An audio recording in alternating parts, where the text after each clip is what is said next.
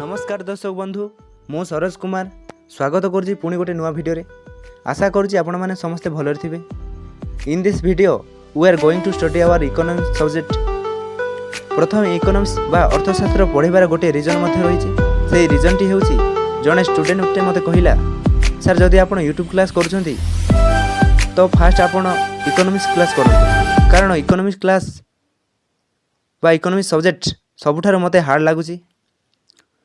मु एठारे कहिबा पई चाहूची एठी आपणकर किछि भूल नाही, भूल हेउची तांकर जी आपणको एही कथा कहिसंती सी हुए तो टीचर्स ही पारंतु किंवा सीनियर भाई भौणी ही पारंती। मने करंतु आपणकर स्नेक बा साप विषय किछि नॉलेज नथिबो। जणे एजुकेटेड पर्सन बा शिक्षित व्यक्ति गोटे धेंड साप को नाग साप बोली कहबो आपण निहाती विश्वास करिवे कारण से विषय आपणकर एते नॉलेज नाही। आपण हाँ हेइथिबो भाबिबे तो दुनिया रे कोनोसी जिंस एमिति हार्ड नाही। आमे से जिंसटी को हार्ड कही कही हार्ड करि दउचे। गोटे विषय को मन रखिबा पई हेले आमको सेही विषय प्रति आग्रह एवं सेही विषयटी को भल से बुझिबा पई पड़िबो ता हेले ही सेही विषयटी आमको भल से मन रहिबो। लोक माने कहंती इकोनॉमिक्स हेउची गोटे हार्ड सब्जेक्ट तो चलंतु इकोनॉमिक्स केते इंटरेस्टिंग एवं केते सहज ताहा एही वीडियो रे आमे जानिबा। तो चलंतु विलंब न करी वीडियो को स्टार्ट करिबा।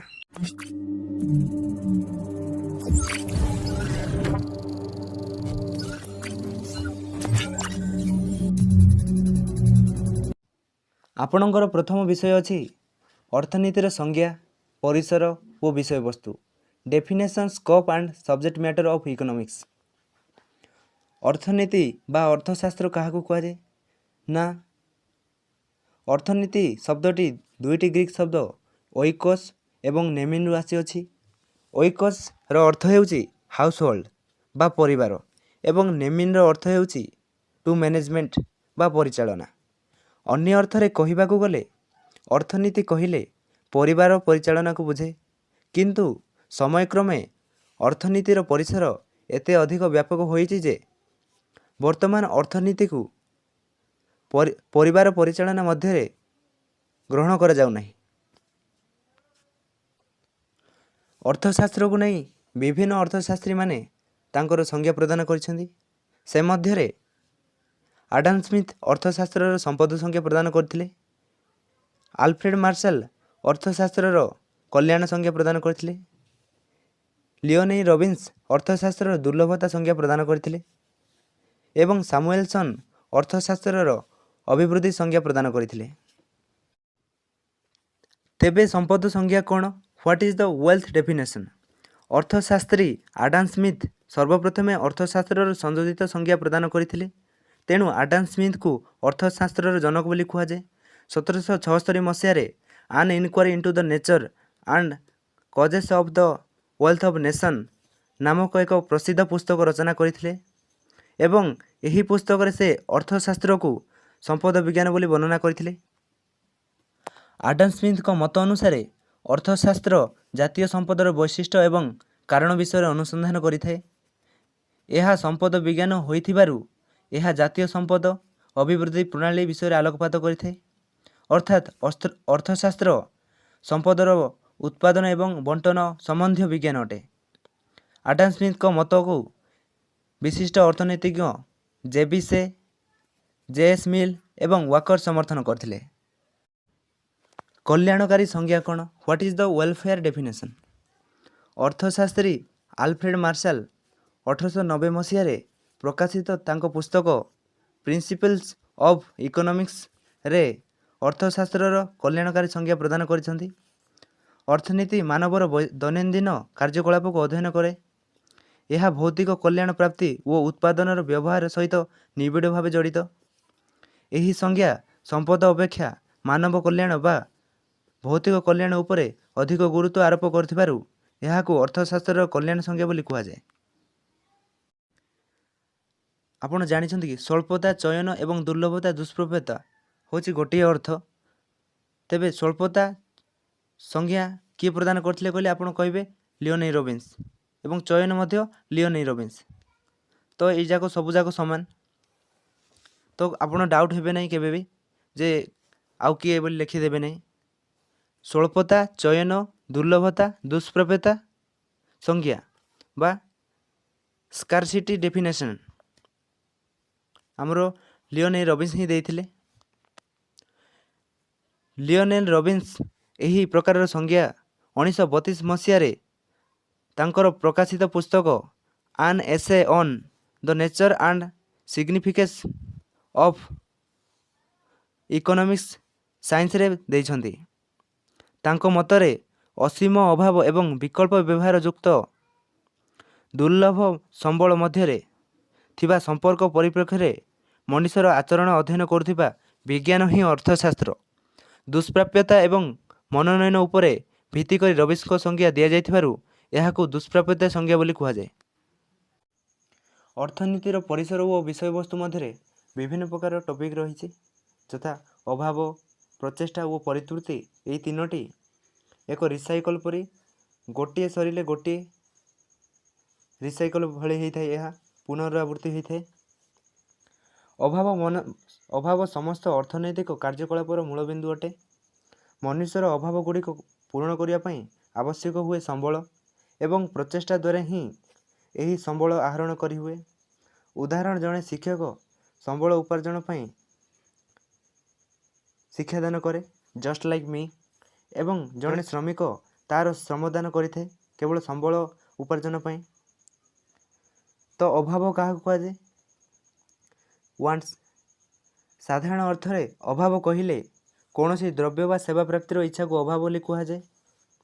सहजरे कहबाकू गले मनेकर आपणकर बाइकटे लोड़ा बा दरकार अछि, सेटा ही आपणकर अभाव जहाँ आपणक पाखरे नाही एवं आपण सेटा पाइबा पाई चाहुचंती सेटा ही अभाव।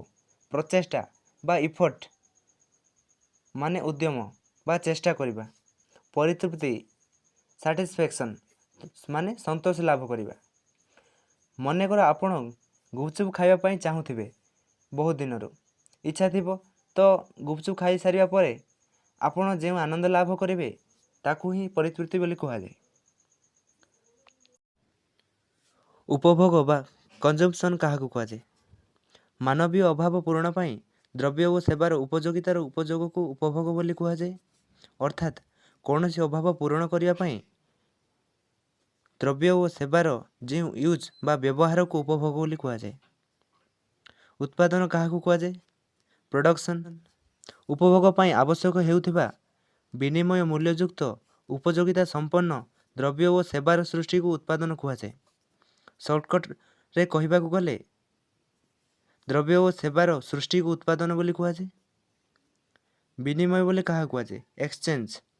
असीम अभावर पूरण पाई विनिमयर आवश्यकता पड़ी थाए। जड़े व्यक्ति उत्पादन करिथिबा द्रव्य और सेवा तार समस्त अभाव पूरण करिपारे नाही। उदाहरण जड़े व्यक्ति धान चाष करुछि ताकू तो पुणी डाली कि पनीपरिबा इत्यादि आवश्यक।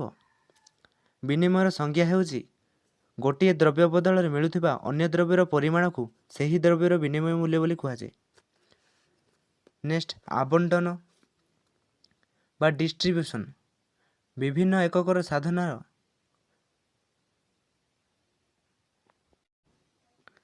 आवंटन क्या कहा जाए डिस्ट्रीब्यूशन।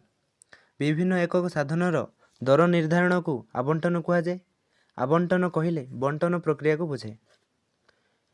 मुद्रा एवं बैंक मनी एंड बैंकिंग साधन मानकर पाउण प्रदान एवं द्रव्य और सेवार विनिमय पाई मुद्रा आवश्यक होता है। सही मुद्रार लेन देन बा ट्रांजेक्शन पाई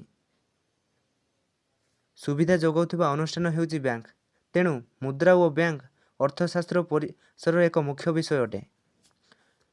अंतर्देशीय वाणिज्य इंटरनेशनल ट्रेड। अभाव पूरण पाई स्वदेशरू निर्मित द्रव्य और सेवार दुर्लभता जोगु विदेशरू आमदानी एवं वैदेशिक मुद्रार अर्जन पाई स्वदेशरू रप्तानी करने को अंतर्देशीय वाणिज्य बा इंटरनेशनल ट्रेड बोली कहा जाए। जोटा आम देश रे अधिक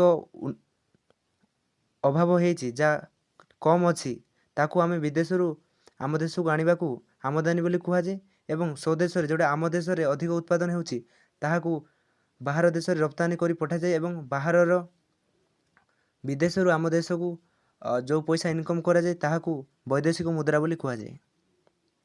ରାଷ୍ଟ୍ରୀୟ ବିତ୍ତ କ'ଣ ନା ପବ୍ଲିକ୍ ଫାଇନାନ୍ସ। ସରକାରଙ୍କ ଆୟ ବ୍ୟୟ ସମ୍ପର୍କିତ ବିଷୟବସ୍ତୁ ମଧ୍ୟ ଅର୍ଥନୀତିର ଏକ ଅଂଶ ଭାବେ ପରିଗଣିତ ହୋଇଥାଏ। ନେକ୍ସଟ ଭିଡ଼ିଓରେ ଆମେ ଟାଇପ୍ସ ଅଫ୍ ଇକୋନୋମିକ୍ସ ବା ଇକୋନୋମିର ପ୍ରକାରଭେଦ ବା ସମଷ୍ଟି ଅର୍ଥନୀତି ବା ବ୍ୟଷ୍ଟି ଅର୍ଥନୀତି ବିଷୟରେ ପଢ଼ିବା। ଆପଣଙ୍କ ପାଇଁ ଗୋଟେ ପ୍ରଶ୍ନ ରହିଛି, who is the father of economics?